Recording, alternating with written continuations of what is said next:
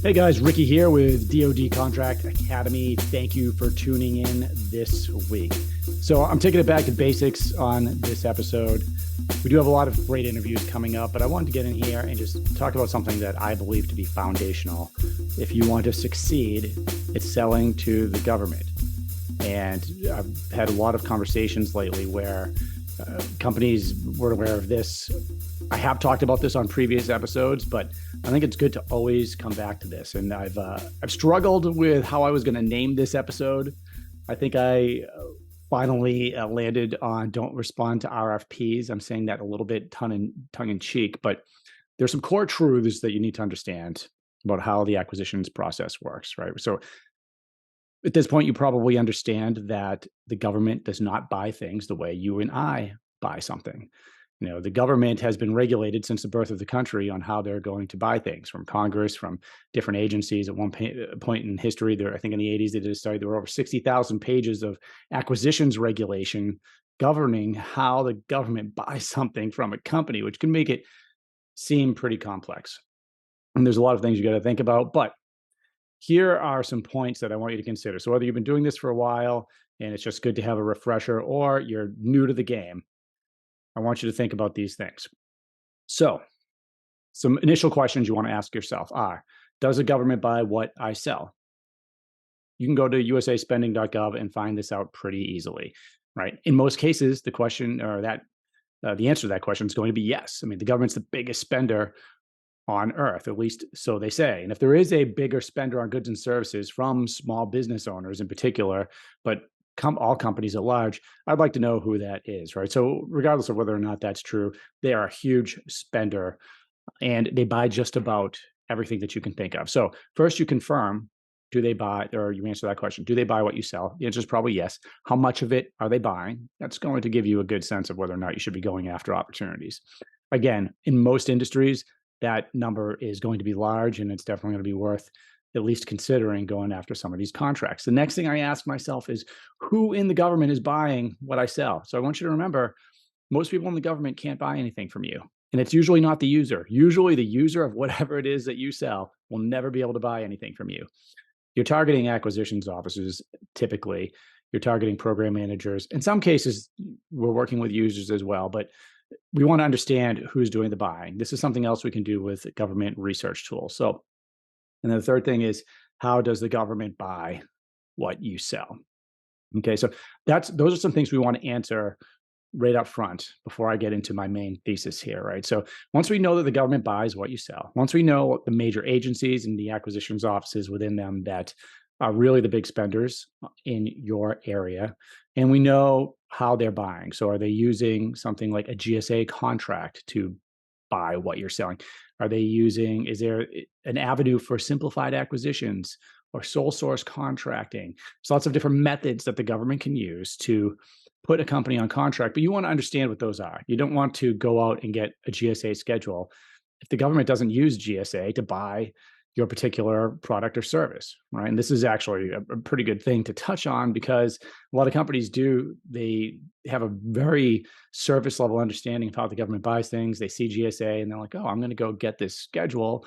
And then, the work's going to start coming in, and then they get it after 6 months of trying and probably spending money, and then nothing comes in, right? So, in some things, like if you're selling office supplies or something, you're going to see a lot of that going through GSA.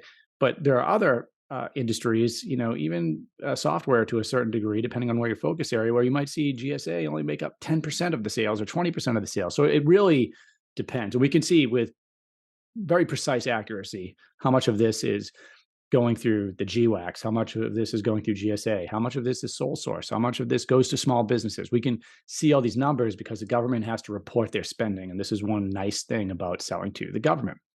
Okay, so we've done our homework, right? The government buys what you sell. There's probably 2 or 3 main ways that the government is making purchases in your category. We know who's doing it. So now the question is, what do you do, right? And so this is where the title comes from, because I've had several companies come to me recently, and this has happened throughout while I was in the Air Force, as a program manager and after as a consultant. I still hear it. I hear it enough where I think maybe periodically I just need to get on the podcast and state this. If your first engagement with the government is responding to an RFP or an RFQ, that's a request for proposal or a request for quote, meaning you registered your company, you're in sam.gov, you see that RFP, and this is where the government, this is the official process where the government is asking for bids on something. They have a requirement, they have money, and they want the companies out there to bid on that. And you look at it and you say, this is perfect for my business. I'm selling these widgets or I'm selling these services or I developed this tech that can fit it. And you write a proposal, which is no laughing matter. Those proposals have to be written precisely and they take a lot of time. And then you don't win, right? And this is the case, 99 times out of 100, if you're responding to an RFP or an RFQ, and that's your first interaction with the program office or with the government agency that's sending that out, that's probably your result. It's going to be barely any success or none, right? And this is the reason. It's not rigged.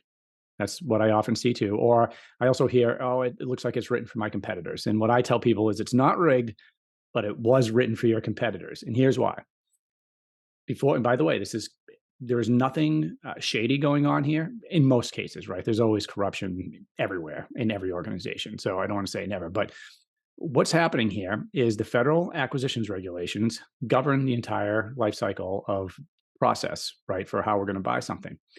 Think about it this way. The solicitation is towards the end of the purchasing timeline, right? So when the solicitation actually comes out, the government personnel that are doing the purchasing, meaning the contracting officer and the program management team, they have the handcuffs on. They can't talk to you. It's already decided. Like the requirements are decided. They know what's in there. All you can do at that point is write a proposal and hope that you've done it well and that they're going to score you well. But before that solicitation comes, there's something called the market research phase. And this is where you want to live if you're a company. This is where you're finding out about those opportunities. When I say that, I mean the RFPs and the RFQs, those official solicitations that are coming out. You want to find out about those before they come out. And there's lots of ways to do that, especially once you know the agency that buys what you sell. That's why it's important to do your homework first, right? So we'll take the Air Force because I love the Air Force. It's the greatest of the services, right? So when you, and I'm saying that a little tongue-in-cheek, but I kind of mean it too. So when you identify that maybe the Air Force Lifecycle Management Center is, and maybe even an office within there, a certain PEO, maybe a certain division or branch within there do they have a responsibility for buying the type of thing that you're selling? And you see that, now it makes it a lot easier to start determining what their requirements are and finding out about things ahead of time. So why are we finding out about it ahead of time? Well, when you find out about that ahead of time, when I put my program manager hat on, I had to figure out, meaning in the government as a program manager, if I had a potential solicitation, meaning I had to put a company on contract to solve a problem set that the government had, and there's going to be requirements, sure, and there's going to be funding, but I still need to figure out what are the details that are going to go into this. Are there any companies that can do this? Are there any small businesses that can do this? So, when you think about a contract that's set aside for a small business, that doesn't happen by accident, right? The government needs to know that there are small businesses out there that can do this.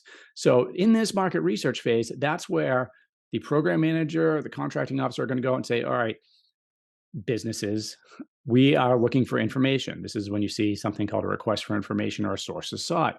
When you see that come out, that's the government saying, hey, we have something coming up, and it's real, by the way. And that's another big important thing for you to realize is if you're just reaching out to government offices, you're wasting your time unless they have funding and contracting vehicles, like a way to put you on contract. You need somebody that has money and a requirement to buy what you sell. So that's why we want it to be targeted.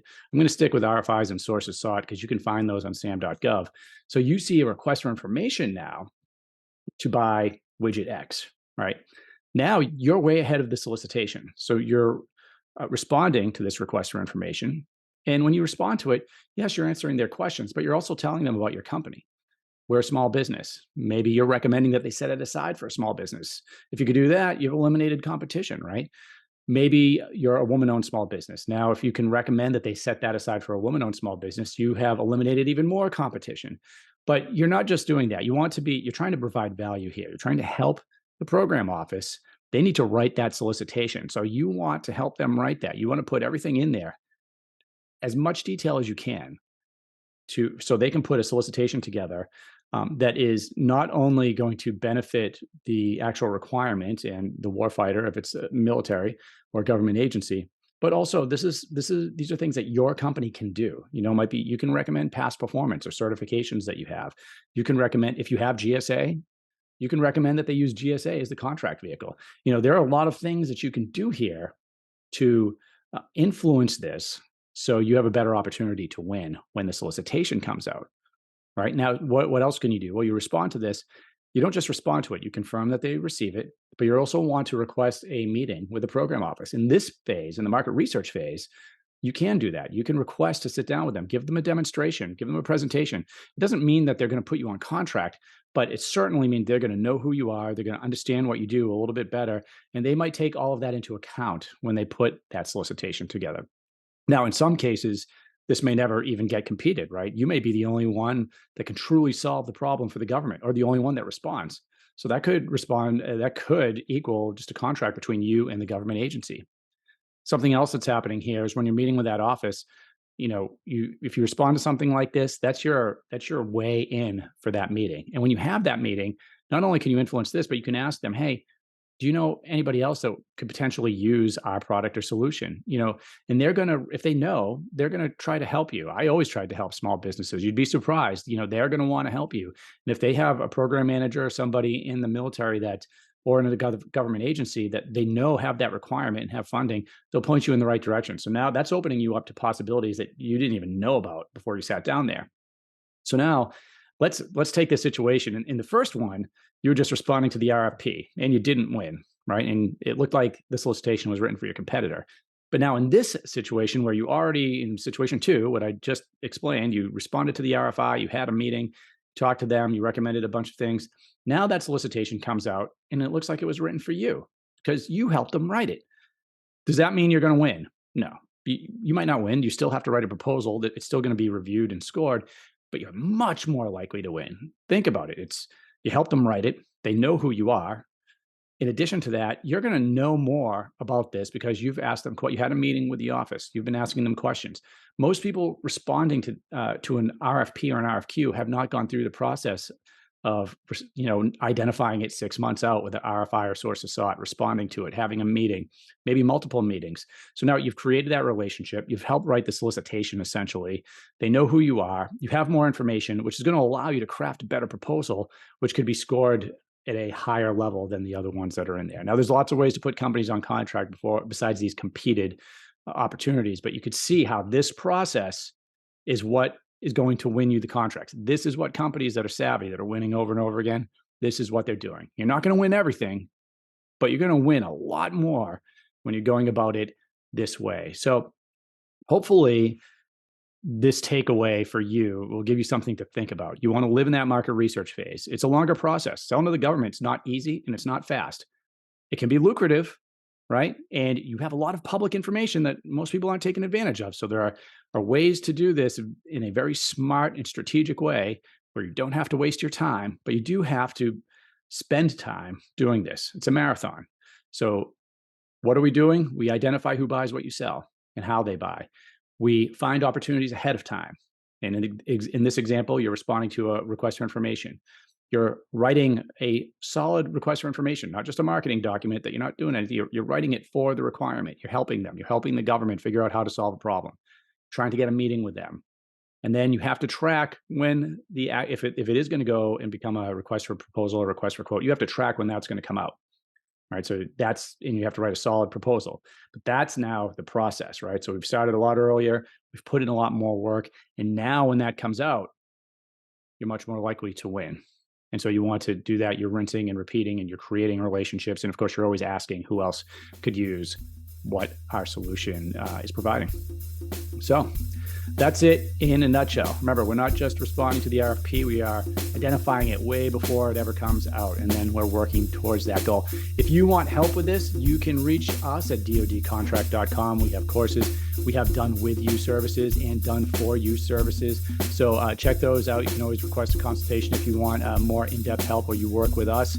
and we'll put a roadmap together for your company. We do an in-depth review. So we are actually doing a lot of the work that I just talked about, where we're putting a strategic step-by-step plan on how we can target the right agencies. We'll tell you which ones to target. We'll help you influence those. And eventually you're looking at the contract win. As long as you have a solid service or offering and you have the willpower to put in the time to finally close those contracts. So go to dodcontract.com, check that out. Thank you for tuning in this week. I got a couple awesome interviews scheduled that will be coming up. Stay tuned for that. Hey, remember, like, subscribe, leave comments. This really helps us to formulate what we're going to put out there. So the more comments especially really help us. You can ask questions. I will respond to you personally. You can suggest topics, which we will also cover in some of the podcast episodes. So thanks again, and we'll see you next time.